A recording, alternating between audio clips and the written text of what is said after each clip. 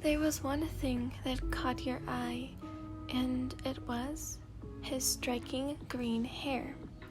You ran after him. How could you not? He was Queenie's rival and childhood friend. You used to watch her beat him over and over again. It was uncanny. That was Zoro, your older sister's childhood friend. You ran after him, slipping through the crowds of people over and over again. However, it seemed as if you just could not get a handle on him. Every time you got closer, he'd go and gain 20 feet on you, until he just up and disappeared. Confused, you looked behind you, to the side of you, to the other side of you, and in front of you once more. He was nowhere in sight. Then, from the corner of your eye, you saw a sliver of striking green hair. It was just a little, and it vanished behind an alley. Quickly hurrying your pace, you glided around the corner of the alley as well. What? You gaped. Was your mind playing tricks on you? Or were you finally going crazy? The odds were on the latter, but come on. Seriously? You sigh, slumping against the brick wall. Finding your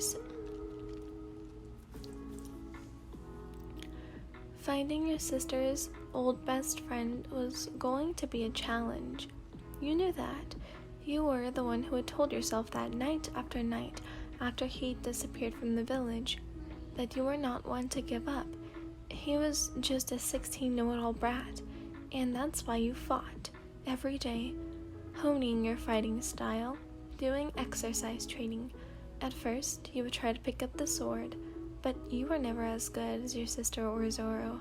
Being a girl also had its disadvantages with learning the sword. Eventually, you just given up and began learning hand-to-hand combat.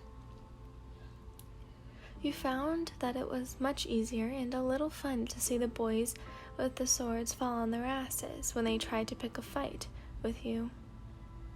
You'd buffed up a bit and finally left the village when you were 20.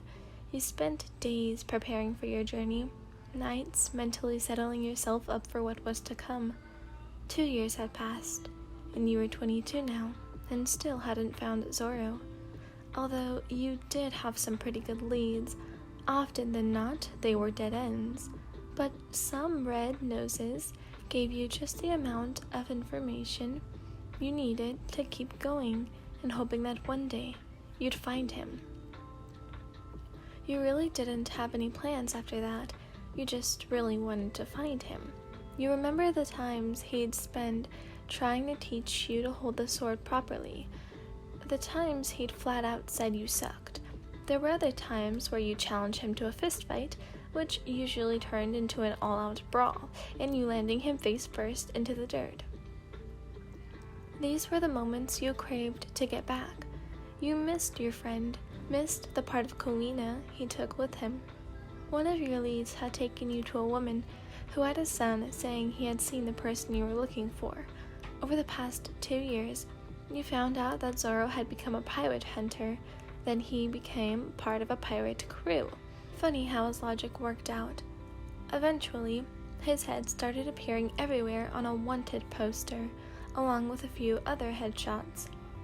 You started using the wanted poster of Zoro and going undercover as a pirate hunter in order to extract information out of people easier. Of course, now and then a little force was necessary, but it wasn't anything serious. Unlike Zoro, who had killed people, numerous in fact. It irritated you to no end, and he better have an explanation for when you finally found him. You were seething at this point, just thinking about it. Your head might have exploded if someone hadn't interrupted the volcanic lava that was your thoughts. You always were so angry.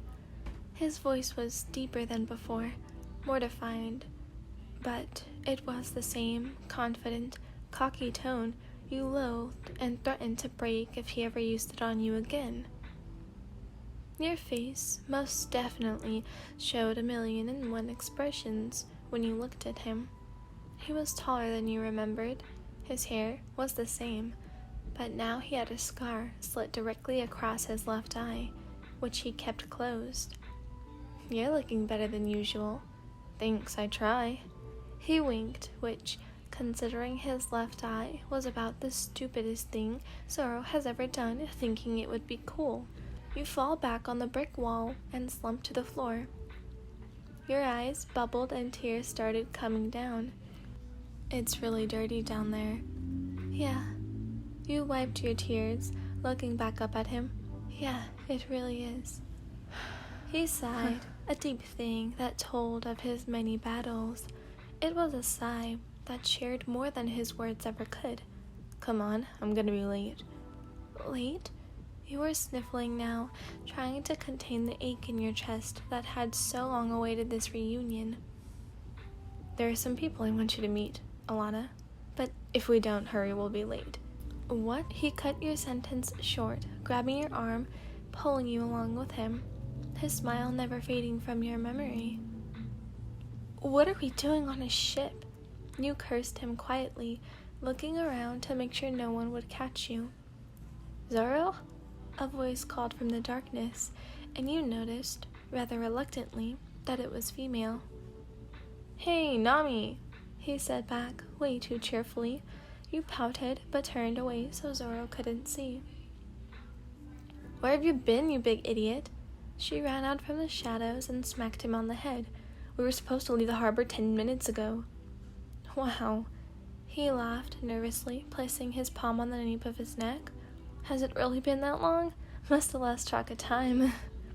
"Honestly," she sighed, facing downward, her hands on her hips. So, where's Luffy?" "He's in the den. Now get your ass in gear and help me pull up the anchor." All right. Sweat dripped down his forehead. You thought about his title, the best swordsman in East Blue, the person who is said to have murdered loads of people. "Allanah, could you stand there for a moment? I'll be done with this in a second. Then I can properly introduce you to my friends." "Sure." You smiled. You found him. You'd finally found him. After 2 years of searching, you found Zoro.